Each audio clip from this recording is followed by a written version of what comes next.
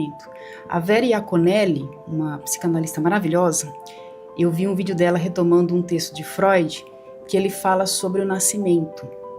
Então a psicanálise diz que a natureza não nos equipou para o nascimento, porque a gente nasce, o bebê nasce e vai a óbito. Isso é empiricamente observável. Um bebê nasceu, coloca em cima da maca, ele vai morrer. Nasce e vai a óbito, a menos que alguém o queira e o salve. Aí ele sobrevive. Hoje eu sou essa pessoa adulta, eu preciso querer essa vida e salvar essa vida. E me salvar dessa vida que eu tô, para alcançar essa vida. É um esforço, é uma luta. Tão profundo isso que você falou, né? O bebê nasce e ele só não morre, a menos que alguém o queira e o salve. Talvez isso seja... Talvez não, né? Isso é a vida inteira. É a vida.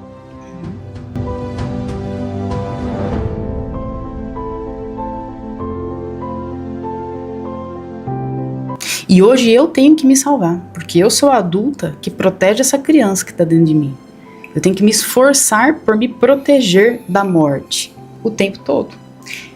Indo de novo para a filosofia, saindo da psicanálise indo para a filosofia, tem um filósofo que fala sobre isso, Baruch Spinoza.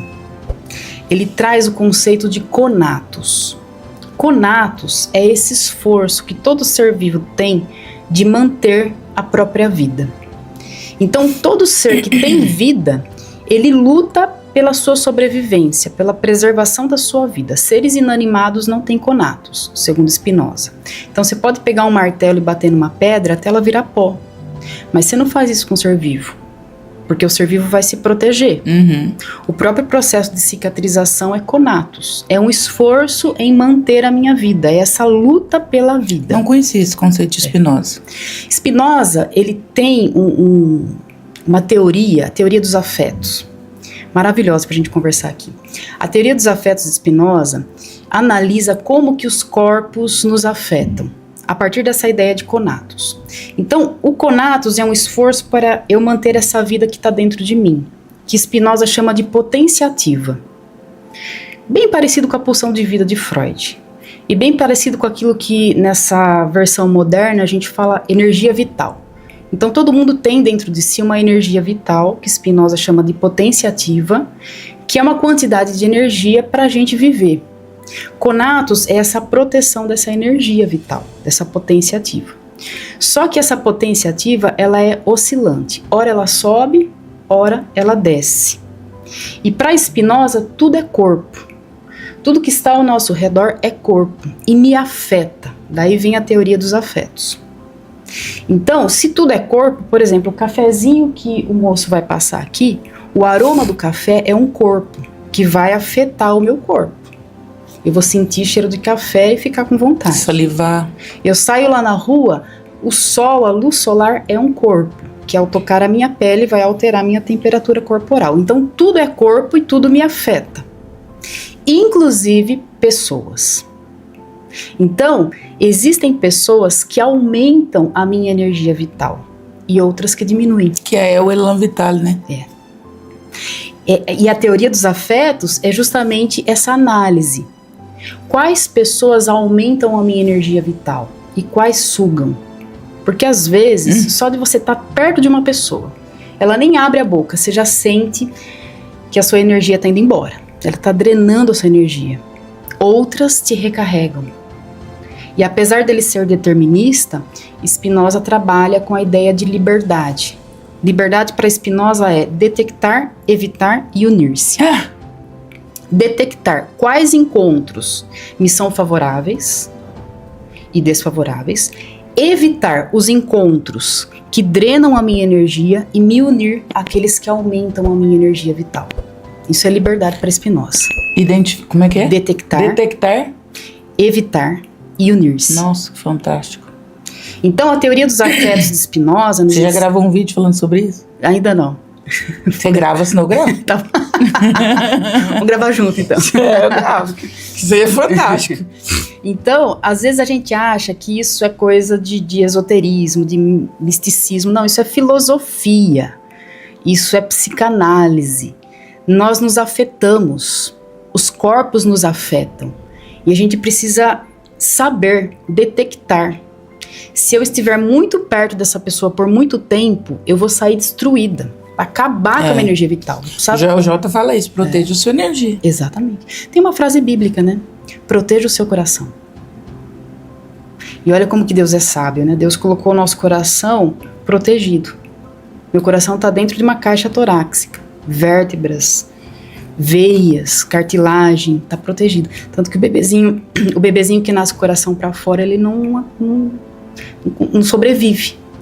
Então nós precisamos proteger o nosso coração. Isso das pessoas, dos encontros, mas também daquilo que eu assisto, daquilo que eu ouço. Tudo é corpo. Então o vídeo é um corpo que vai me afetar, que nem o aroma do café. A música que eu ouço é um corpo, assim como a luz solar. Gente, eu falei isso ontem. Meus filhos queriam me mostrar os vídeos lá daquele tanto de ataque de tubarão que teve ontem. Falei, eu não vou assistir. Eu sou dessas também. Não vou assistir. Discussões, se chegar num certo ponto do assunto, casamento, por exemplo, vira e mexe, tem uma DR. Eu falo, não vou falar mais a partir daqui. Ai, mas você é muito egoísta, você fala só onde você quer. Não vou mais falar a partir daqui. Eu preciso proteger essa energia. A partir daqui eu não falo. Não falo. Exatamente. Não vou. Você vai me fazer mal? Eu vou falar, não vou fazer. Por que Deus colocou o nariz em cima da nossa boca? Todo dia eu tava pensando nisso. Aquela coisa que eu penso. Filósofo é isso. Não fazer nada, vou pensar na posição do nariz na boca. Ué. Porque quando eu vou comer alguma coisa... Vamos viajar aqui. Ai, que engraçado. Quando eu vou comer alguma coisa, antes de eu comer, mastigar, eu sinto cheiro. Se estiver estragado, eu não como. O nariz é o setor de qualidade do meu corpo. E ninguém em sã consciência come uma comida estragada. Mas a gente consome vídeo estragado, música estragada, ambiente estragado, companhia estragada. E a gente tem que detectar, evitar e se unir. Eu sou dessas também. Eu começo a assistir um filme. Nos primeiros minutos eu já sei se aquele filme vai me fazer bem ou vai me fazer mal. Se eu sinto que... não quero assistir. Começo a ouvir uma música. Essa música não vai me fazer bem. Hoje eu não tô boa para ouvir uma música triste. Não vou ouvir outra. Essa é a teoria dos afetos de Baruch Spinoza. Boa. Saber interpretar como que está o meu interior, detectar, evitar aquilo que diminui a minha potência ativa e me unir àquilo que aumenta. A música, principalmente, a música ela muda o ambiente, ela muda aquilo que a gente traz dentro da gente, aumenta a nossa energia ou diminui. E é tão engraçado, né? Porque aí a gente vai entendendo a vida plena para cada um e criando mecanismos, inclusive de autorrespeito, né? Exatamente. Eu tenho percebido muito isso. Eu faço coisas que eu jamais faria na vida. Do tipo assim, nem vou dormir. Amanhã isso vai estar bem menor. Coisa que eu nunca faria, porque eu sou extremamente racional. Então eu acho que você tem que ir na coisa até o talo para resolver. Atualmente eu me percebo nessas situações, assim. 8h30 da noite, falo, eu vou dormir. Mecanismo de fuga mesmo. Fuga é proteção. Exato. Vou dormir. Não quero mais pensar sobre isso. Não quero mais entender isso. Eu vou dormir. Vou tomar um banho, tomar um chá de camomila e dormir. Amanhã talvez isso esteja menor. E realmente, no outro dia eu acordo e a coisa realmente está numa outra perspectiva. Exatamente. Então é até isso. Eu vi a... Como é que chama aquela cantora que namora o Juliano Floss? A Marina Sena. Marina Sena. Eu vi um podcast dela maravilhoso. Achei tão interessante, eu me reconheci. Porque ela estava falando assim que quando ela era pequena, ela tinha um movimento que só agora na vida adulta que ela foi entender. Ela falou assim que ela demorava uma semana para entender certas coisas. Aí ela pensou assim, gente, eu devo ter algum problema cognitivo. Porque alguém falava um negócio e aí ela disse que ficava sem entender. E aí à medida que ela percebia, uma semana depois ela tinha entendido aquilo. Mas lá na infância e na adolescência, aquilo para ela era um problema. E que agora na vida adulta ela entendeu. Ela tem um time. Ela falou, então hoje eu respeito tanto esse meu time. Acontece alguma coisa no meu relacionamento, na minha vida profissional, eu não atropelo. Eu entendo que esse é o meu mecanismo de proteção, é o meu setor de qualidade. Então eu não me atropelo, eu entendo. Eu preciso de uma semana para isso. Ela falou, hoje eu percebi que isso não é defeito, isso é uma mega de uma qualidade e é o meu jeito de ser e de existir. Passa muito por essa perspectiva, né? É algo particular. Uma coisa importante também, Andréia, é nós observarmos como o meu interior, eu observar como o meu interior reage, como que eu sinto. E por isso que é sempre essa máxima socrática, conhece a ti mesmo e conhecer internamente. Quando eu estou na presença da Andréia, como que está o meu interior? Isso tem um nome, presença de comando e presença de submissão. Tem pessoas que... Esse presença de comando, presença de submissão é Aristóteles? Não. Presença de comando é algo da psicologia. Ah, tá. A presença de comando é a autoridade da pessoa. Tem gente que tem presença de comando. A pessoa chega, você sente a autoridade dela. Tá na pisada, tá no jeito que ela fala, no jeito que ela senta, que ela se comporta. Tem autoridade. E tem gente que tem presença de submissão. Agora, isso tá relacionado ao jeito de se vestir, ao tom de voz, tá, mas não somente. É algo muito subjetivo. O cachorro sente. O cachorro sente quando você tem medo. Quando você tem presença de submissão. Como? Cavalo sente, uma coisa louca. Agora, mais interessante ainda, Andréia, é a gente perceber que certas pessoas ativam a minha presença de submissão. Por quê? Recentemente eu ouvi uma pessoa que disse assim, ele, que no caso, infelizmente era o namorado, ele faz com que eu mude. Quando eu tô perto dele, eu não sou eu sou outra pessoa. Eu me comporto de uma forma diferente, meu tom de voz é outro, meu jeito de falar é outro. Quando eu tô com os meus amigos, eu sou eu. Mas quando eu tô perto dele, eu sou outra pessoa. E por que isso acontece? Porque há algo dentro de mim que se intimida na presença dessa pessoa que representa alguém lá do passado que me feriu. Então a minha criança interior me protege. Eu fico encurralada. E eu não sou eu. Eu passo a interpretar um papel que o Winnicott chama de falso self. Você tem alguém que te faz estar nesse lugar de presença de submissão? Já tive mais intensamente. Hoje, às vezes, Andréia, a gente tem que... É que nem a coragem. A coragem, Edith Stein, que é uma filósofa, ela fala que coragem é ir com medo. Às vezes, a coragem é você estar morrendo de medo, mas você convence a você mesmo que você não está com medo. Então, se entra alguém aqui no estúdio, tá só nós mulheres aqui, tá o Jorge. E aí é um assaltante. O Jorge, ele tá morrendo de medo, mas ele vai fingir coragem e vai lá, vai enfrentar. Isso não é coragem? Uhum. Então, é como o sono. Antes de dormir, a gente finge que tá dormindo, pra dormir. E aí, esse é o caminho pra gente vencer essa presença intimidadora. E a gente precisa vencer. Mas muitas vezes a gente precisa mudar de ambiente também. Eu acredito muito nisso. Porque quando eu me relaciono com alguém, eu estou me relacionando com alguém que vai mudar o meu sistema nervoso central. Vai alterar a forma como eu durmo, como o meu estômago digere os alimentos. Relacionamento não é detalhe, é estrutura. E às vezes a gente precisa mudar de ambiente. Porque a mesma pipoca que na praça custa R$5, no cinema custa 25. É a mesma pipoca. Agora, no ambiente errado, mesmo que você faça o seu máximo, isso nunca vai ser valorizado. E muitas vezes se valorizar é você parar de se oferecer para quem não te dá valor. Fizeram um experimento científico muito interessante, experimento social, com um violinista da Europa chamado Joshua Bell. Não sei se você já viu esse experimento. Ele é um violinista muito famoso, um dos melhores do mundo, lota os concertos da Europa. E aí eles pegaram esse rapaz, o violino dele custa 3,5 milhões de dólares. Nossa! Aí colocaram ele para tocar no metrô, só que ele estava vestido de moletom, de bonezinho com violino.